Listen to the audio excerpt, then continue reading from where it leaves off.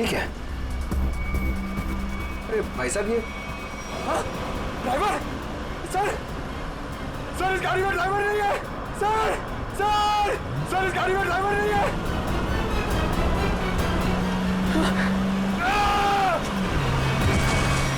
अरे ये पंकज टैक्सी से घुस गया।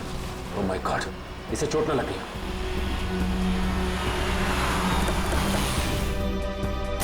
पंकज पंकज, पंकज उठो। तुम ठीक हो ना? Pankaj, you okay?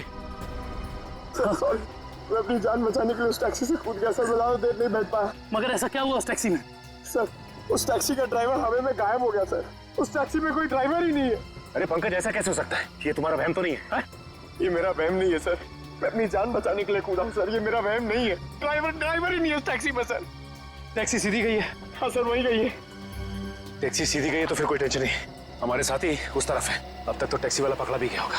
It's okay. Freddy और श्रेयत, मैंने तुम्हें कहा था कि निकल्स पॉइंट पे रुको। तुम लोग यहाँ चले आए? ये वहाँ कोई टैक्सी आई क्या? नहीं तो, वहां पे तो कोई टैक्सी नहीं आई। ऐसा कैसे हो सकता है? ये सड़क तो बिल्कुल सीधी है, ना कोई राइट ना कोई लेफ्ट। तो फिर टैक्सी गायब कहाँ हो सकती है? ऐसे अचानक गायब नहीं हो सकती। एक काम करते हैं, इस रास्ते का चप्पा चप्पा छान मारते हैं। टैक्सी जरूर मिलेगी। चलो। ये क्या? ये तो डेड एंड है।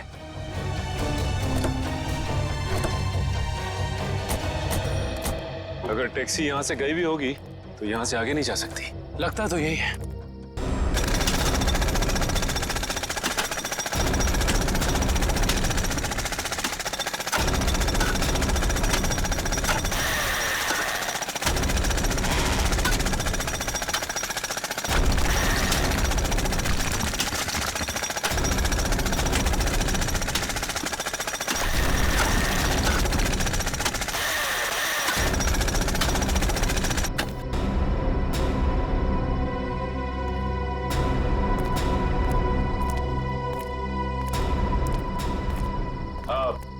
तुम लोग जा सकते हो। Thank you.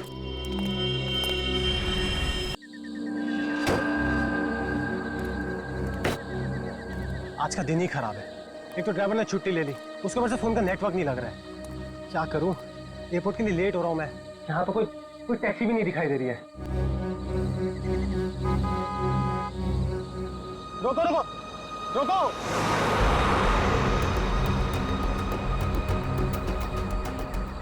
रोको रोको! माल है, कोई गाड़ी नहीं रुक रही। टैक्सी!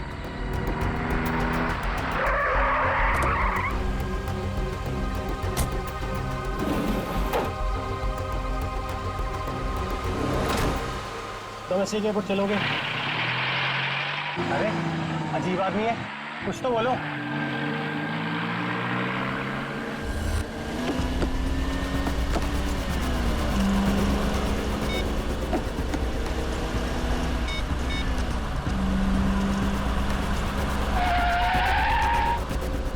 ओ भाई साहब, जरा गाड़ी आराम से चलाओ। मैं आपसे बात कर रहा हूँ। अरे ये कौन से रास्ते से ले जा रहे हो मुझे? एयरपोर्ट तो दूसरी तरफ है ना। रोको रोको गाड़ी, अभी के अभी गाड़ी रोको। लगता है तुम ऐसे नहीं मानोगे। अभी पुलिस को फोन करता हूँ।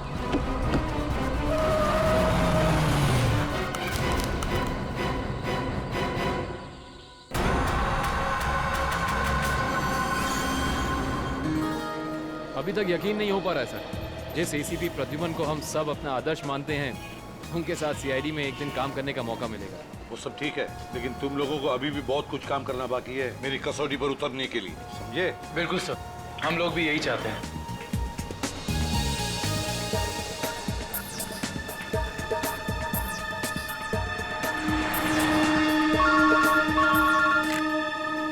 हेलो, एसीपी प्रद्युमन यहाँ। लाश कहाँ पर? ठीक है। क्या हुआ सर? एक लाश मिली है मदोरी बीच पर। बच्चा कहाँ गया? आदमी भी उसके पीछे था। यहाँ ले रख दो। सर कटी लाश, बॉडी जिस तरह से सड़ी है, लगता है मौत 2-3 दिन पहले हुई है। जी सर, खूनी ने खून करके लाश को समंदर में फेंक दिया होगा और फिर इन लहरों के जरिए बहकर लाश। कपड़ों से तो लगता है किसी अच्छे घर का आदमी है। निखिल, जरा मिसिंग पर्सन ब्यूरो में फोन करो और पता लगाओ 2-3 दिन में कितने लोग गायब हुए हैं। हाँ, कौन लोग हैं, कहां से गायब हुए, ठीक है? इस शरीर पर जो घाव दिख रहे हैं, ये सारे घाव लगता है वहां पर जो सारे पत्थर है ना, उनकी वजह से हुए हैं।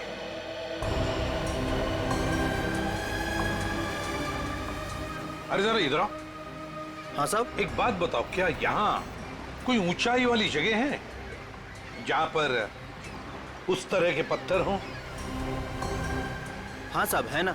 यहाँ से 5 किलोमीटर की दूरी पर ऐसी एक पहाड़ी है। 5 किलोमीटर की दूरी पर, ठीक है, थैंक यू।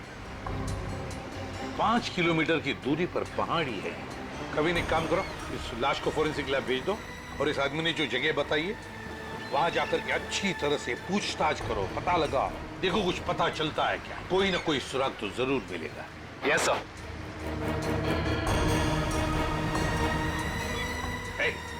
तुम। मैं साहब। हाँ तुम, जरा आज दोपहर को तुम ही थे ना सिप एंड डाइन होटल के बाहर? नहीं तो साहब। नहीं क्या? एक स्कूल जाने वाले बच्चे के पीछे लगे थे तुम?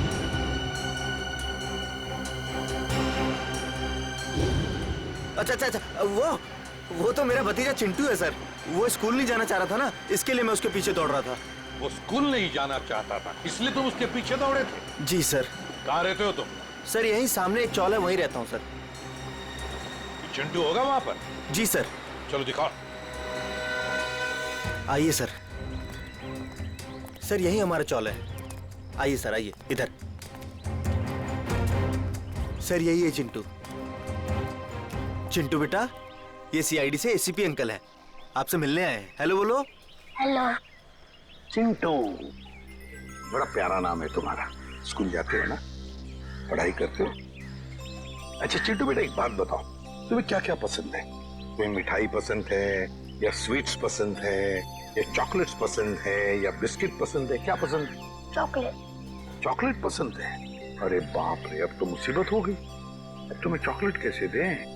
चलो कोई बात नहीं, कुछ जादू करके देखो। आओ मंतर जादू, मंतर छू, मंतर छू, मंतर छू। आ गया ना चॉकलेट? ये लो चॉकलेट चिंटू के लिए। अच्छा चिंटू, और एक बात बताओ, आज सुबह, मेरा मतलब 1-2 घंटे पहले जब तुम स्कूल जा रहे थे तो तुम एमआई रोड पर भागे जा रहे थे, है ना? क्यों भाग रहे थे? वो सर मैं बता रहा था ना, इसे स्कूल नहीं जाना था। आप जरा चुप रहिए, ये मुझे चिंटू बताएगा, है ना चिंटू? क्यों, तुम्हें स्कूल जाना अच्छा नहीं लगता? ऐसी तो कोई बात नहीं है। नहीं ना, अगर कोई भी परेशानी हो तो मुझे बता देना। लेकिन एक बात कहूँ, स्कूल जाना चाहिए, बहुत पढ़ना चाहिए, बड़ा होना चाहिए और बड़े बनकर अच्छे इंसान भी बनना चाहिए, है ना? और चिंटू, तुम्हें जब भी कभी भी तुम्हारे इस एसीपी अंकल की जरूरत पड़े ना, तो मुझे मेरे इस कार्ड पर फोन करना, मैं तुरंत आ जाऊंगा। मैं चलो, गुड बॉय, बाय बेटा, बाय।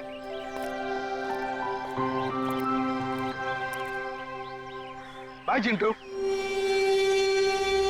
ये चिंटू कुछ ना कुछ तो छुपा रहा है, कुछ ना कुछ तो गड़बड़ जरूर है।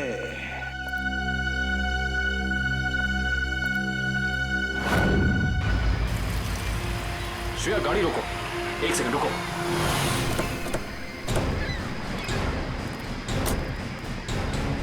ये देखो, यहाँ पेड़ के नीचे खरोचों के निशान हैं। और ये एक गाड़ी के पेंट जैसा लगता है। हो ना हो, यहाँ कुछ ना कुछ तो जरूर हुआ है। सर ये देखिए, टायर के निशान। हो सकता है वो मरने वाला गाड़ी में ही होगा और फिर गाड़ी यहाँ से नीचे गिर गई। आई सी, यहाँ भी निशान है, लेकिन यहाँ घसीटने के भी निशान है। ये देखो, यहाँ से लेके पूरे वहां तक ये घसीटने के निशान तो कोई और ही कहानी बयां कर रहे हैं श्रेया। मतलब खूनी ने पहले लाश को यहाँ से घसीट कर नीचे फेंका और उसके बाद उसकी गाड़ी को यहाँ से, मतलब वो खून को दुर्घटना का रूप देना चाहता था। खूनी इस खून को दुर्घटना दिखाना चाहता था, फिर उसे लाश का सिर काटने की जरूरत क्या थी? ये जवाब तो हमें सिर्फ उस गाड़ी से ही मिल सकता है। करण, गोताखोरों का इंतजाम करो। कुछ भी हो जाए, हमें ये गाड़ी इस समुंदर से बाहर निकालनी ही होगी। देखो कोई और सुराग मिलता है कि नहीं।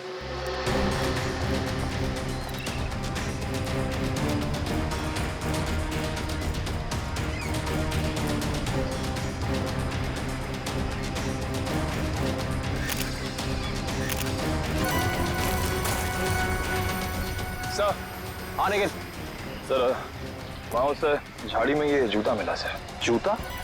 यहाँ पे? ये जूता बहुत महंगा लगता है। सर हो सकता है मरने वाले का हो। सही कह रही हो श्रेया।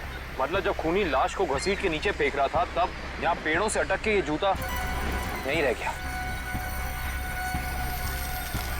सर, खूनी ने पूरी की पूरी लाश यहाँ नीचे फेंक दी। उसके बाद एक पूरी की पूरी गाड़ी को भी यहाँ से धकेल दिया।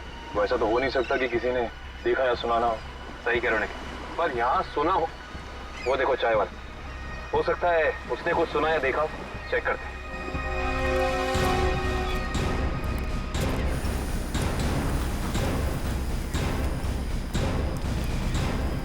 हम लोग सीआईडी से हैं। सीआईडी? हाँ, वो कल रात में यहाँ एक खून हो गया है पीछे ज्वाला रोड पे। उसके बारे में पूछताछ करनी थी। आप में से किसी ने कुछ देखा या सुना हो? ज्वाला रोड पे? नहीं साहब, हम लोग तो ज्वाला रोड पे जाते ही नहीं है। क्यों? क्या अक्सर वहाँ पे ऐसी घटनाएं होती रहती हैं क्या? हाँ, मगर ये घटना कोई इंसान नहीं, वो आत्मा करती है। टैक्सी वाली आत्मा। टैक्सी वाली आत्मा? हाँ साहब, सुना है एक आत्मा टैक्सी चलाती है जो भोले भाले इंसानों को गाड़ी में बैठाकर उन्हें मार डालती है। ज्वाला रोड पर रात को टैक्सी बैठना मौत को दावा देने जैसा है। कैसी बातें कर रहे हैं? इस सदी में भी ऐसी अंधविश्वास की बातें? नहीं साहब, ये अंधविश्वास नहीं है। 3 दिन पहले मैंने खुद अपनी आंखों से देखा है।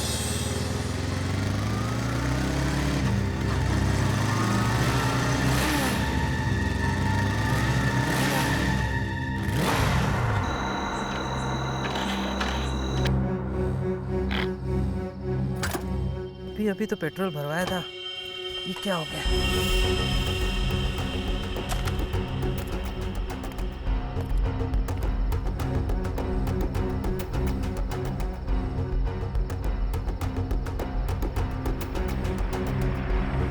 Taxi, taxi. ये क्या? बिना ड्राइवर की टैक्सी? ये कैसे हो सकता है? देखिए भाई साहब, ये आपका कोई वहम होगा। वहम नहीं है साहब, वो वही आत्मा वाली टैक्सी थी। वो तो अच्छा हो गया मैं उसमें बैठा नहीं, वरना आज आप लोग मेरे खूनी की तलाश कर रहे होते। खूनी आत्मा है या फिर कोई इंसान, ये तो उस लाश के जख्मों से ही पता चलेगा। तो मतलब आप लोगों को पता ही नहीं लगता है कि किसकी लाश है? कोशिश कर रहे हैं सालों के साथ। जिस लाश का सर ही नहीं है, उसकी पहचान पता करने में थोड़ा बहुत वक्त तो लगता ही है ना सर। ऑफ कोर्स, बिल्कुल। एनीवे, आप लोगों को कुछ पता लगा हो या नहीं लगा हो, लेकिन सालुखे ने अपना काम कर दिया। अच्छा, क्या पता लगाया सर आपने? ये देखो, ये फोटोग्राफ्स देख रहे हैं आप लोग? ये उन घावों के फोटोग्राफ्स हैं जो इस आदमी के शरीर पर मिले थे, और ये सारे घाव इस आदमी के मरने के बाद इसके शरीर पर आए। इसका मतलब इस इंसान की मौत इन जख्मों से नहीं हुई है? नहीं केविन, इस आदमी की मौत तभी हो गई थी जब इसकी गर्दन इसके धड़ से अलग की गई थी। और खूनी ने जब इसे पहाड़ के ऊपर से नीचे समंदर में फेंका, तब ये निशान आए होंगे। बिल्कुल तय। शायद किसी तलवार या बड़े चाकू का इस्तेमाल किया है खूनी ने इस जुर्म को अंजाम देने के लिए। नहीं दुष्यंत, अगर किसी तलवार या किसी चाकू का इस्तेमाल किया होता तो मुझे इसकी गर्दन के नीचे यहाँ पर तलवार या चाकू का निशान मिलता। सालुंके साहब, अगर चाकू से नहीं काटा तो फिर इसकी गर्दन अलग कैसे की?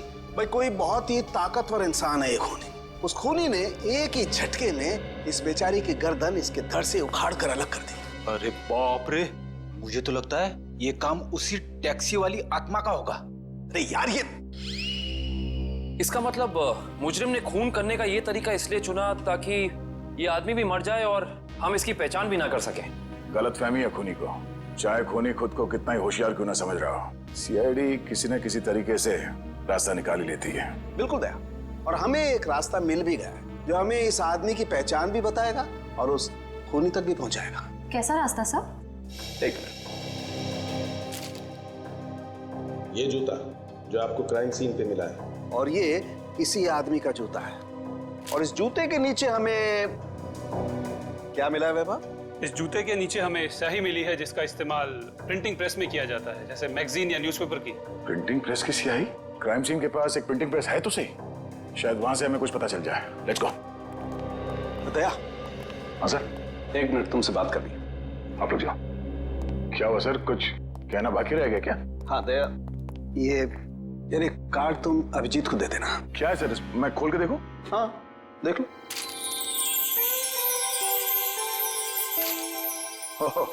सॉरी का कार्ड? हाँ यार, वो एक्चुअली क्या है, पिछले केस में मैंने अभिजीत को कुछ ज्यादा ही उल्टा सीधा बोल दिया यार। So you know I am feeling. हाँ सर, ये बात तो है। कोई नहीं सर, हो जाता है कभी कभी ऐसा। नहीं यार, पर होना नहीं चाहिए। Abhijeet is very sweet, you no.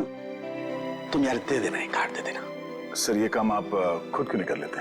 अरे नहीं यार दया, मैं उसके सामने ये सब बोल नहीं पाऊंगा यार। तुम मेरा इतना सा काम नहीं कर सकते यार दया। नहीं सर, आपका ये काम हो जाएगा। थैंक यू दया। कल तूने टीवी कार की रेस देखी? यार लाल वाली गाड़ी ने एकदम हवा से बातें कर। मुझे काली गाड़ी का ड्राइवर ना बहुत ज्यादा अच्छा लगा। बस 15 सेकंड पहले उसकी गाड़ी बिगड़ दी ने ना, रेस तो वही जीतता। क्या बात है, लगता है आप लोगों को कार रेसिंग देखने का बहुत शौक है। थोड़ा बहुत है, लेकिन आप लोग कौन है? सीआईडी? बोलिए सर, हम आपकी क्या मदद कर सकते हैं? आप लोग कोई ब्रोशर वगैरह छपाना चाहते हैं क्या? जी नहीं, ऐसी कोई बात नहीं। हम लोग एक खून के सिलसिले में यहाँ पे आए हैं। खून? हाँ खून। दरअसल हमें यहाँ पास के समंदर में एक लाश मिली है जिसका सर कटा हुआ है। ए बाप रे। जी, और ये उसी लाश का जूता है जिस पर प्रिंटिंग प्रेस में इस्तेमाल होने वाली स्याही लगी है, और ये वही स्याही है जिसका इस्तेमाल आप लोग करते हैं अपनी अखबार छापने के लिए। हमारे यहाँ तो कोई इस तरह का जूता नहीं पहनता सर। पर शायद इस तरह का कोई आदमी आया हो 2-3 दिन पहले जिसने ऐसे जूते पहने हो। कुछ याद है तुम लोगों को? देखो, ध्यान से सोच के बताओ। और ये फोटो को ध्यान से देखो, इस तरह के कपड़े पहने थे उसने, कुछ याद है? शुक्रवार के दिन कुछ लोग आए थे जिन्होंने इस तरह के कपड़े पहने हुए थे। अच्छा, कौन लोग थे ये? वीबिज कॉर्पोरेट्स करके एक कंपनी है जो हमारी इस प्रिंटिंग प्रेस को खरीदना चाहती है, इसी सिलसिले में। ओह, वीबिज कॉर्पोरेट।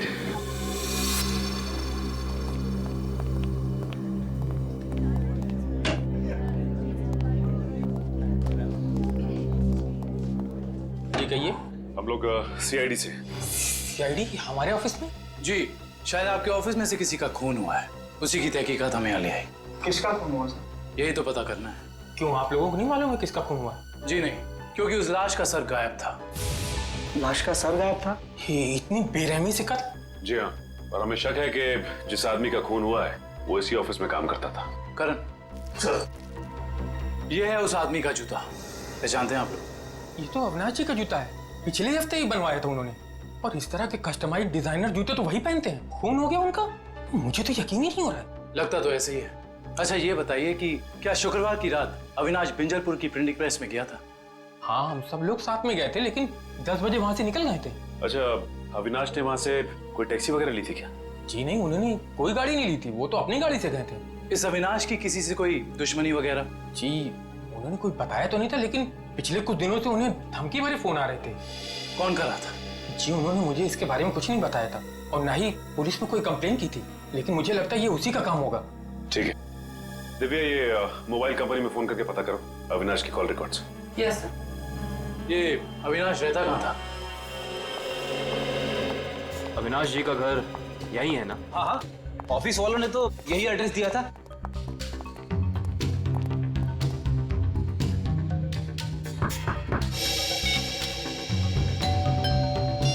घर में कोई नहीं है क्या?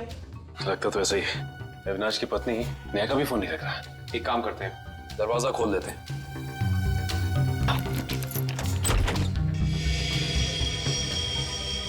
वाकई घर में कोई नहीं है। कहीं ऐसा तो नहीं कि किसी ने नेहा जी को भी? चोर चोर कोई है, पुलिस को फोन करो। रिलैक्स मैडम, हम लोग सीआईडी से। सीआईडी से है तो क्या हुआ? आपको कोई हक नहीं है इस तरह से किसी के घर में घुसने का। माफ कीजिए, आप नेहा जी है ना, अविनाश की पत्नी? हाँ। देखिए, हम लोगों ने काफी कोशिश की आपको फोन करने की, लेकिन आपका फोन लग ही नहीं रहा था।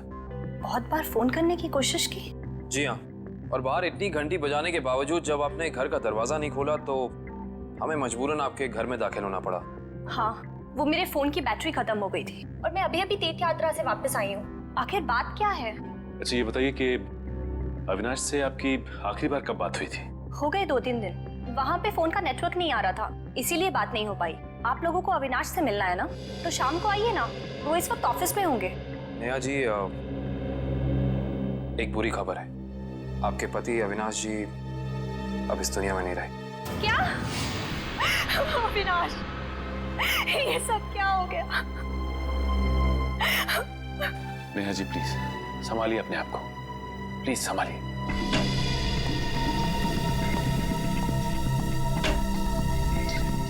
नेहा जी, अविनाश जी के ऑफिस वालों ने हमें बताया है कि पिछले कुछ दिनों से उन्हें धमकी भरे फोन आ रहे थे। आपको कुछ पता है इसके बारे में? नहीं, अविनाश ने मुझे इस बारे में कभी कुछ नहीं बताया।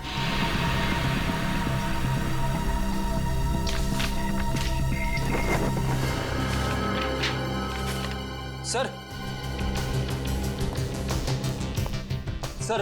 डस्टबिन में से ये कागज मिला है। इस पे कुछ लेटर्स चिपकाए गए हैं।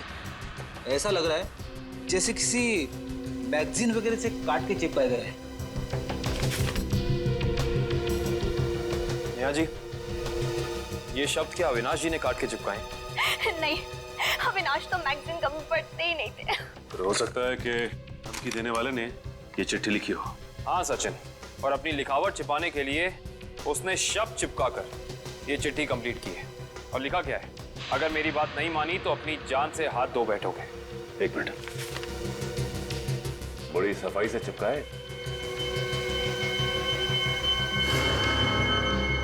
एक मिनट, ये क्या? JLT मैगजीन, मतलब ये JLT मैगजीन से काटा गया है। JLT मैगजीन, ये नाम मैंने कहीं देखा है, पर मुझे याद नहीं आ रहा कहाँ। याद करो काबिल, कहाँ पे देखा है? कहीं अविनाश जी के ऑफिस में तो नहीं, वहां नहीं, कहीं। हाँ याद आया, ये मैगजीन मैंने वीरेन के पास देखी थी, उसकी प्रिंटिंग प्रेस में। लेकिन वीरेन की अविनाश जी से क्या दुश्मनी हो सकती है? रेडी, अविनाश की कंपनी वो प्रिंटिंग प्रेस खरीद रही थी, तो हो सकता है प्रिंटिंग प्रेस के मजदूरों को लगा हो कि उनकी नौकरी खतरे में है। और जैसे ही अविनाश जी प्रिंटिंग प्रेस से बाहर निकले, वीरेन ने उन्हें, ओह आई सी, इस वीरेन से दोबारा मिलना पड़ेगा।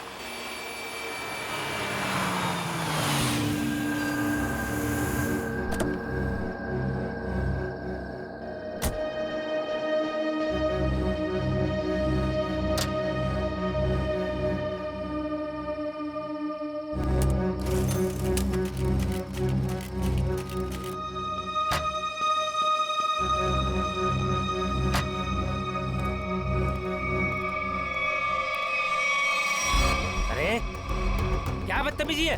चेहरे पे लाइट क्यों मार रहा है?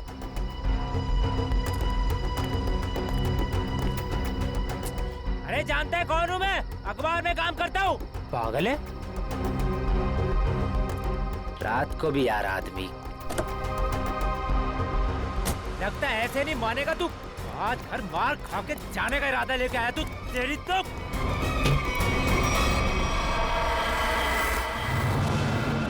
कहाँ भाग गया?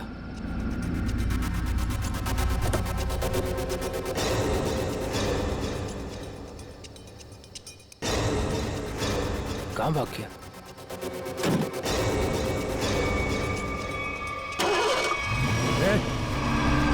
टैक्सी में तो कोई नहीं है, लेकिन अपने आप स्टार्ट कैसे हो गई? मेरे ऊपर क्यों चला रहा है? बचाओ, लेके चला यार। रोकना, मेरे ऊपर रोक लो।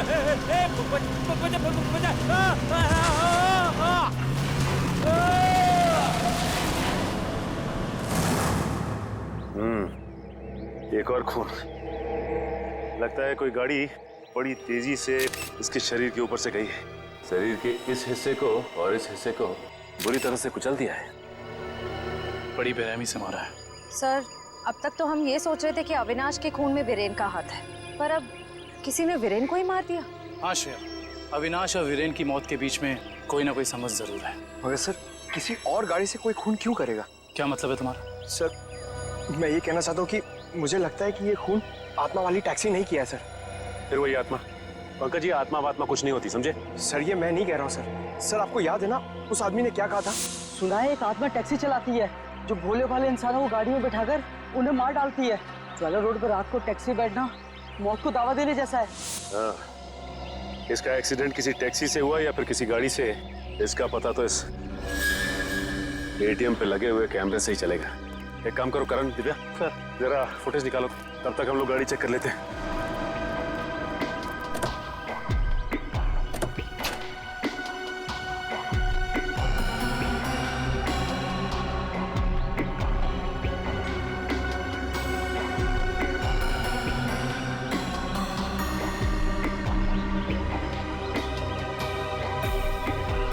ये क्या है? ये देखो, ये वीरेन किसी जीवन साइकेट्रिक फैसिलिटी में गया था। हो सकता है वीरेन वहाँ किसी साइकेट्रिस्ट से काउंसलिंग वगैरह करवा रहे हो। हो सकता है। Sir CCTV footage. देखते हैं सीडी में क्या है। एक काम करो, गाड़ी में से लैपटॉप ले आओ।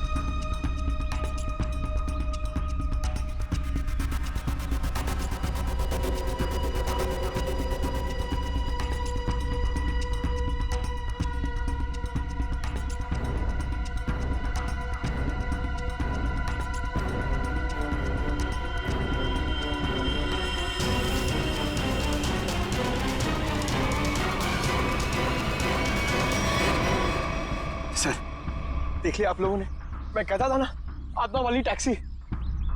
जरा ड्राइवर सीट पे जूम इन करो।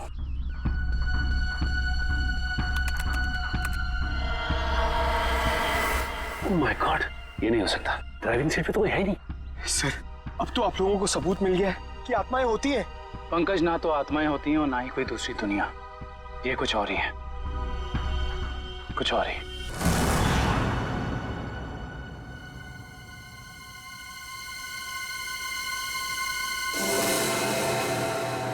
सर हालत बहुत खराब है सर।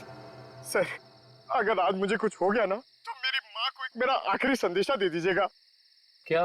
सर उनसे कहिएगा कि जो वो इतने प्यार से मोतीचूर के लड्डू बनाती है ना, वो ना बनाए, क्योंकि उन्हें प्यार से खाने वाला उनका लाल शहीद हो चुका है सर। अरे तो इसमें आंटी जी के लड्डुओं पर रोक लगाने की क्या जरूरत है? हम लोग हैं ना, खा लेंगे तुम्हारा नाम लेकर। क्या मतलब सर, आप जानते हैं कि ये मेरी आखिरी रात है। अरे पंकज, ऐसा कुछ नहीं होने वाला। सिर्फ एक बार ये केस सॉल्व हो जाए तो हम सब आएंगे तुम्हारे साथ, तुम्हारे घर, और तुम्हारी मम्मी के हाथ से बने लड्डू हम सब मिलकर खाएंगे। ठीक है ना? ठीक है सर।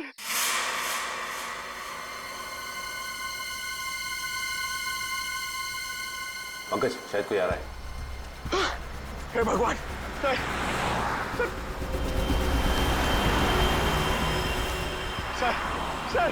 टैक्सी नहीं थी सर। लगता है आज वो टैक्सी छुट्टी पर है। आएगी पंकज, आएगी। सब्र कर, सब्र का फल मीठा होता है। फल इतना भी नहीं मीठा होना चाहिए कि जान ले ले सर। पंकज, लगता है टैक्सी आ गई। टैक्सी! रुक जा, रुक जा, रुक जा।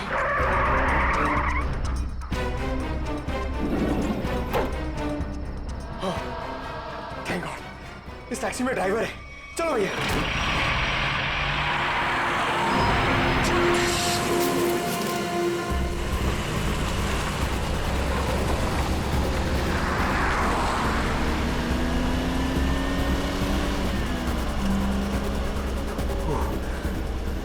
अरे ये क्या है?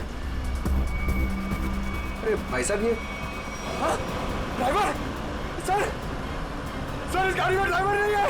सर इस गाड़ी में ड्राइवर नहीं है।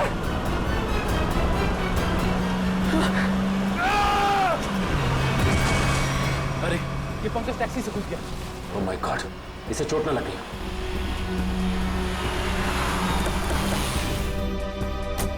पंकज पंकज, पंकज उठो। तुम ठीक हो ना? Pankaj, you okay? Sir sorry, मैं अपनी जान बचाने के लिए उस टैक्सी से कूद गया सर, मैं ज्यादा देर नहीं बैठ पाया। मगर ऐसा क्या हुआ उस टैक्सी में? सर उस टैक्सी का ड्राइवर हवा में गायब हो गया सर, उस टैक्सी में कोई ड्राइवर ही नहीं है। अरे पंकज, ऐसा कैसे हो सकता है? ये तुम्हारा वहम तो नहीं है? ये मेरा वहम नहीं है सर, मैं अपनी जान बचाने के लिए कूदा हूँ सर, ये मेरा वहम नहीं है। ड्राइवर ही नहीं है उस टैक्सी में सर। टैक्सी सीधी गई है? हाँ सर, वही गई है। टैक्सी सीधी गई है तो फिर कोई टेंशन नहीं, हमारे साथ ही उस तरफ है। अब तक तो टैक्सी वाला पकड़ा भी गया होगा। It's okay. रेडियो श्रेयत, मैंने तुम्हें कहा था कि निकल्स पॉइंट पे रुको। तुम लोग यहाँ चले आए? ये वहाँ कोई टैक्सी आई क्या? नहीं तो वहाँ पे तो कोई टैक्सी नहीं आई। ऐसा कैसे हो सकता है? ये सड़क तो बिल्कुल सीधी है, ना कोई राइट ना कोई लेफ्ट, तो फिर टैक्सी गायब कहाँ हो सकती है? सर हम पिछले 3 घंटों से वहीं इंतजार कर रहे हैं, वहाँ कोई टैक्सी नहीं आई। सर कहीं उस ड्राइवर की तरह वो टैक्सी भी तो गायब नहीं हो गई? नहीं पंकज, नहीं, ना ही ड्राइवर गायब हुआ है और ना ही कोई टैक्सी। ये जरूर कुछ और ही चक्कर है, हम लोगों की आंख में धूल झोंकने का चक्कर। सर कहीं ऐसा तो नहीं कि उस टैक्सी वाले ने टैक्सी कहीं छुपा दी हो? नहीं फ्रेडी, ये नहीं हो सकता। ये एक ही रास्ता है और यहाँ पे ना टैक्सी छिपाई जा सकती है और ना गायब हो सकती है। सर एक चीज तो मैं आपको देना ही भूल गया, ये देखिए सर, ये मुझे सीट के नीचे मिला था टैक्सी में। अविनाश का ड्राइविंग लाइसेंस। इसका मतलब है कि जिस रात अविनाश का खून हुआ उस वक्त उसका ये वॉलेट उसी टैक्सी में छूट गया था। ये क्या? ये तो बिल्कुल वैसा ही पास है जैसे हमें वीरेन की गाड़ी में से मिला था, साइकेट्रिक क्लिनिक का पास। इस वीरेन और अविनाश का कुछ तो संबंध जरूर है उस साइकेट्रिक क्लिनिक से। मगर सर वो टैक्सी? श्रेया, टैक्सी ऐसे अचानक गायब नहीं हो सकती। एक काम करते हैं, इस रास्ते का चप्पा चप्पा छान मारते हैं, टैक्सी जरूर मिलेगी। चलो देखते हैं कच्चा रास्ता कहाँ जाता है। शायद इसी कच्चे रास्ते पर आकर वो टैक्सी गायब हो गई। हाँ दुष्यंत, वैसे भी रास्ता काफी सुनसान है। अरे ये क्या? ये तो डेड एंड है।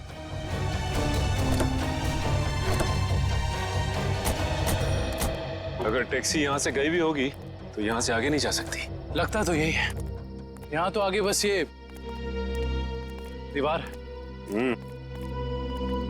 एक मिनट, ये देखो दुष्यंत, टायर के निशान। ये दीवार के पास आके खत्म हो जाते हैं। ये बात तो है। दुष्यंत, इस दीवार के पीछे जरूर कोई ना कोई खुफिया रास्ता है। हो सकता है सचिन, और ये भी हो सकता है कि यहाँ कोई खुफिया बटन या लेवर हो जिससे ये दीवार हट जाए और हमें वो जगह दिख जाए जहाँ वो टैक्सी गई है।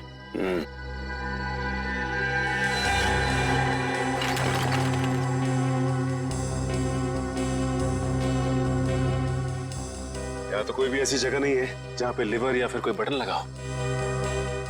तो फिर तोड़ देते हैं दीवार को।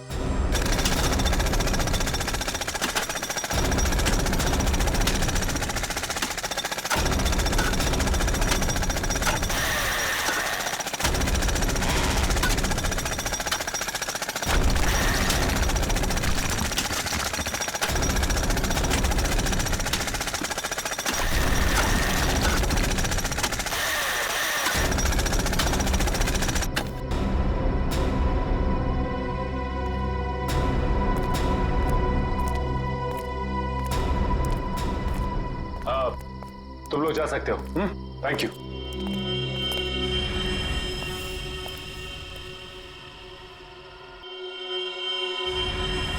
ओह माय गॉड, तो ये वो जगह है, मगर टैक्सी तो दिख नहीं रही। इसका मतलब यहाँ से बाहर निकलने का कोई दूसरा रास्ता भी है। लगता है ये है वो दूसरा रास्ता। यहाँ से बहुत प्लानिंग के साथ किए जा रहे हैं ये काम, और इसी प्लानिंग की कोई ना कोई कड़ी हमें यहाँ जरूर मिलेगी।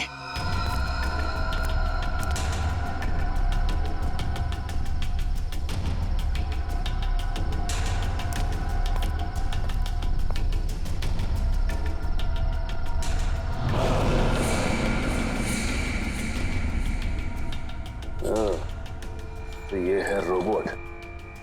ये देखो। ये देखा दुष्यंत, ये है वो रोबोट। लगता है उस आत्मा वाली टैक्सी का ड्राइवर यही है, रिमोट से चलने वाला।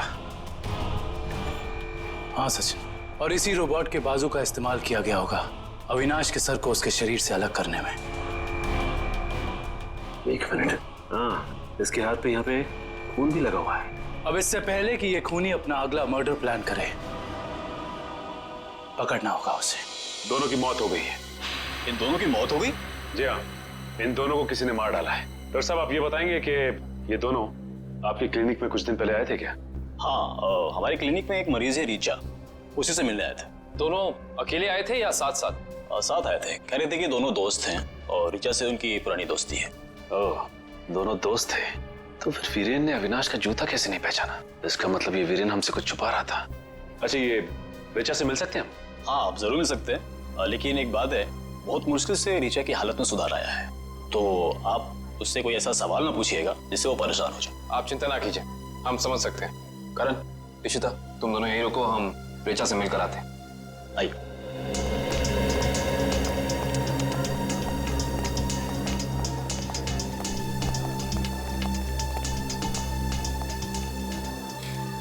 रीचा, रीचा देखो तुमसे कौन मिलने आया है। हेलो रीचा, मेरा नाम काविन है, ये सचिन है और ये फ्रेडी। हम तीनों सीआईडी के लिए काम करते हैं। सीआईडी? जी हाँ ऋचा जी, इन फोटोज को ध्यान से देखिए। इन्हें पहचानती हैं?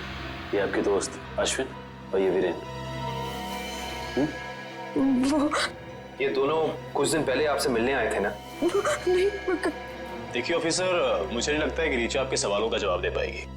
प्लीज डॉक्टर, खूनी तक पहुंचने के लिए हमारा रीचा जी से बात करना बहुत जरूरी है। खूनी? हाँ ऋचा, खूनी। तुम्हारे इन दोनों दोस्तों का खून हो गया है। इसके बारे में कुछ बता सकती हो हमें?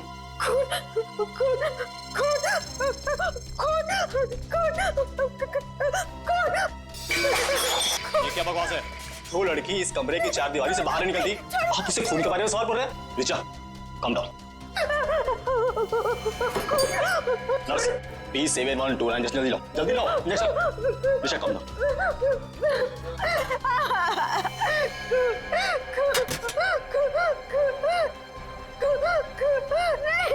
छोड़ो, छोड़ो मुझे।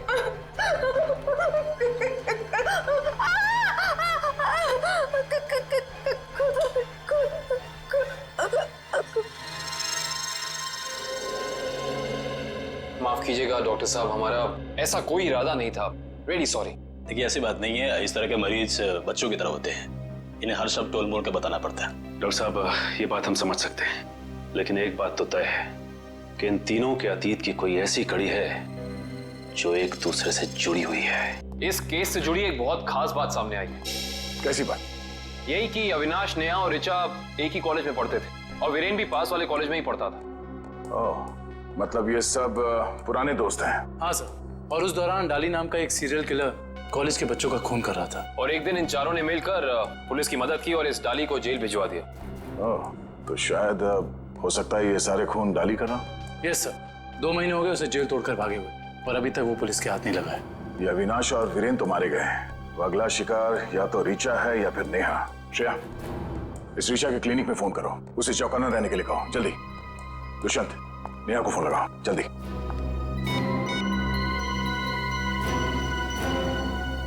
नहीं सर, नेहा फोन नहीं उठा रही। नेहा फोन नहीं उठा रही? कहीं ये खूनी नेहा तक पहुंच तो नहीं गया? देखिए, आपको कुछ गलतफहमी हुई है, मुझे छोड़ दीजिए। देखिए मुझे मत मारिए, मैंने आपका क्या बिगाड़ा है? क्या बिगाड़ा है? मेरे पति का खून कर दिया, मुझे विधवा बना दिया और पूछते हो कि क्या बिगाड़ा है? देखिए, मैं ऐसा क्यों करूंगा भला? ज्यादा भोले बनने की कोशिश मत करो, मैं सब जानती हूँ।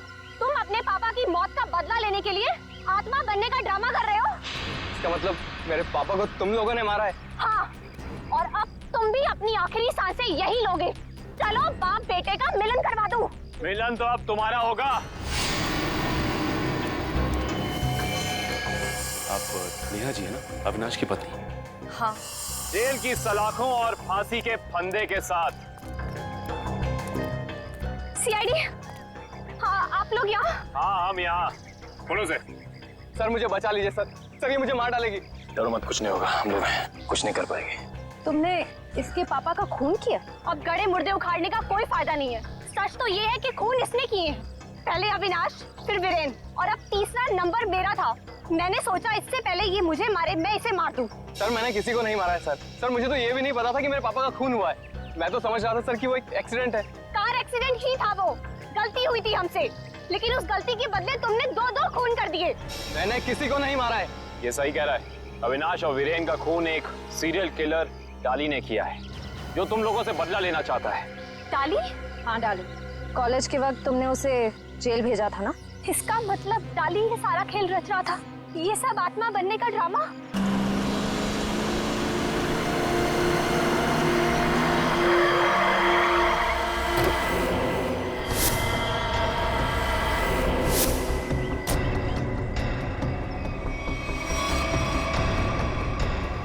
पापा, आप ये कैसे हो सकता है? वो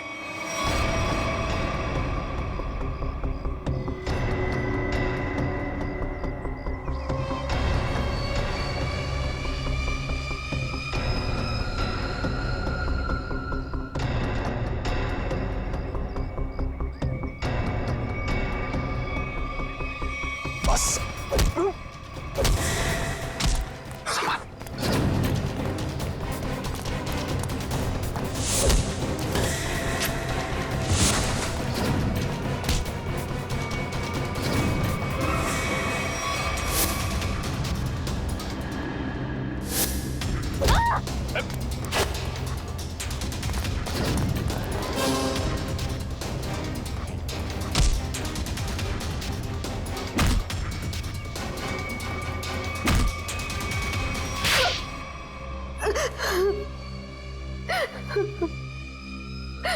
क्यों किया तुमने ये सब?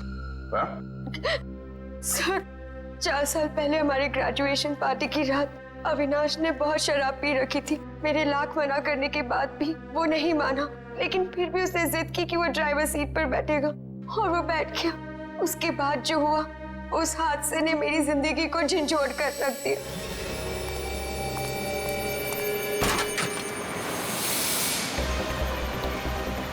गाड़ी मुझे चलाने तो तुमने बहुत पी रखी है। डरो मत रिचा, पीने के बाद में और भी सेफ गाड़ी चलाता हूँ।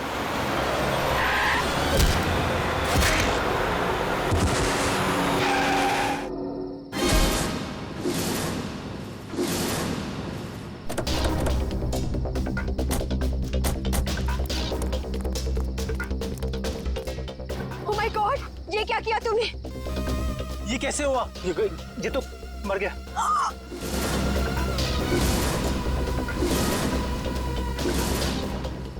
अविनाश, तुमने इसकी जान ले ली। कहा था ना तुम्हें, मुझे गाड़ी चलाने दो। रिचा प्लीज, मैंने इसे जानबूझ के नहीं मारा है। प्लीज अपनी गलती पर पर्दा डालने की कोशिश मत करो। हमें पुलिस को बुलाना होगा। तुम्हारा दिमाग खराब हो गया? अगर पुलिस आई तो हम सबके सब अंदर जाएंगे। सब क्यों जाएंगे? सिर्फ अविनाश जाएगा। क्या तुम अपने दोस्त को जेल भिजवाओगी? दोस्ती अपनी जगह और कानून अपनी जगह। कोई पुलिस नहीं बुलाएगा। तुम्हारी एक बेवकूफी की वजह से सबकी जिंदगी खराब हो सकती है। अगर हम पुलिस को नहीं भी बुलाएंगे तभी पुलिस को पता चल जाएगा। किसी को कुछ पता नहीं चलेगा। अब एक काम करते हैं, इसकी लाश को टैक्सी में डालते हैं और टैक्सी को खाई में धक्का दे देते हैं। ये राज हमेशा हमेशा के लिए यहीं दफन हो जाएगा। क्या? एक टैक्सी वाले का खून कर दिया तुम लोगों ने? हाँ सर, मेरे लाख समझाने के बाद भी उन तीनों ने अपने आप को कानून के हवाले नहीं किया। उन्हें डर था कि उनका सुनहरा भविष्य शुरू होने से पहले ही खत्म हो जाएगा। और तुम इस हादसे से उभर नहीं पाई, तुम्हें साइकेट्रिस्ट फैसिलिटी ज्वाइन करनी पड़ी। हाँ, क्योंकि मेरा दिल उन तीनों की तरह पत्थर का नहीं। आज भी उस टैक्सी ड्राइवर की मौत का बोझ मेरे जमीर को कचोटता रहता है। अगर इतनी तकलीफ हो रही थी तुम्हें, तो तुम सीआईडी के पास क्यों नहीं आई मदद के लिए? हा? मैं आना चाहती थी, मगर जब मैं नेहा के पास गई तो इन तीनों ने मुझे धमकी दी कि अगर मैं आप लोगों के पास आई तो वो लोग मुझे भी मार डालेंगे। अच्छा, तब भी तुमने सीआईडी के पास आना ठीक नहीं समझा? मेरे डैड एक वर्ल्ड क्लास रिसर्चर थे। उन्होंने एक नई तकनीक का आविष्कार किया था, जिससे गाड़ियां रिमोट कंट्रोल की मदद से चलाई जा सकती है। अच्छा, इसलिए बदला लेने के लिए तुमने एक ऐसी टैक्सी का इस्तेमाल किया जो रिमोट से चलती है, जिसमें एक रोबोट बैठा था। हाँ, जैसे मेरी जिंदगी भी एक टैक्सी की वजह से बर्बाद हो गई, उन तीनों का भी अंत उस टैक्सी की वजह से ही हो। मगर जब हमारा ऑफिसर पंकज टैक्सी में बैठा था, तब तुमने उस रोबोट को गायब कैसे किया? पेनेट ली हुआ केमिकल के जरिए। उसका असर इतना खतरनाक होता है कि खुद ब खुद देखते ही देखते अपने आप चीजें नष्ट हो जाती है, कुछ कुछ एसिड की तरह। बहुत लंबी प्लानिंग की थी तुमने खून करने की, मगर क्या फायदा हुआ? हाँ? पकड़ी गई ना। अगर पहले सीआईडी के पास आती मदद के लिए तो शायद तुम्हें फांसी नहीं होती।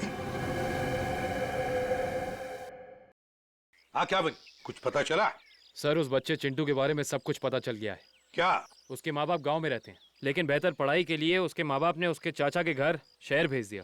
लेकिन पैसे के लालच में इस चाचा ने उस बच्चे से बाल मजदूरी कराना शुरू कर दिया। चाचा चिंटू से बाल मजदूरी करवाता है? बाल मजदूरी? तो फिर ऐसे चाचा की एक ही जगह हो सकती है, एक ही जगह, काल कोठरी। तुझसे बड़ा सुस्त और आलसी लड़का तो मैंने देखा ही। चल काम कर। मुझे काम नहीं करना, मुझे स्कूल जाना है। बेटा स्कूल जाने के लिए फीस की जरूरत होती है और तेरे चाचा के पास कोई पैसों का पेड़ नहीं है। और सुन, अगर यहाँ से फिर से भागने की कोशिश की तो मुझसे बुरा कोई नहीं होगा। मुझे काम नहीं करना है, सीपी अंकल ने कहा था मुझे रोज स्कूल जाना चाहिए। स्कूल जाएगा? बड़ा है स्कूल जाने वाला। तेरी तो गंदे नाली के कीड़े बच्चे पे हाथ उठाता है। हाँ? अरे तुम कहाँ भाग के जा रहे हो चाचा जी? तुम्हें तो जेल में जाकर पत्थर तोड़ने हैं। अच्छा करण, ले जाओ इन दोनों को। थैंक यू सीपी अंकल, मुझे यहाँ काम करना बिल्कुल अच्छा नहीं लगता था। देखो चिंटू बेटा, तुम्हें कोई काम करने की जरूरत नहीं है, समझे? तुम स्कूल जाओगे, अच्छी तरह से पढ़ाई करोगे और बड़े बन जाओगे। और सिर्फ तुम ही नहीं, तुम्हारे सारे दोस्त भी, और उन सब का ख्याल हम रखेंगे, है ना? तो बताओ, खूब खूब पढ़ाई करोगे ना? हाँ, मैं बड़ा होकर आपकी तरह एक सीआईडी ऑफिसर बनूंगा और जिम को मिटा दूंगा। अरे वाह! चलो, इस बात पर हम तुम्हें चॉकलेट खिलाएंगे और चाहिए तो आइसक्रीम भी खिलाएंगे, और जो कुछ मांगोगे वो सब देंगे, तुम्हें भी और तुम्हारे इन दोस्तों को भी। चलो बच्चों, चलो इन्हें ले चलो।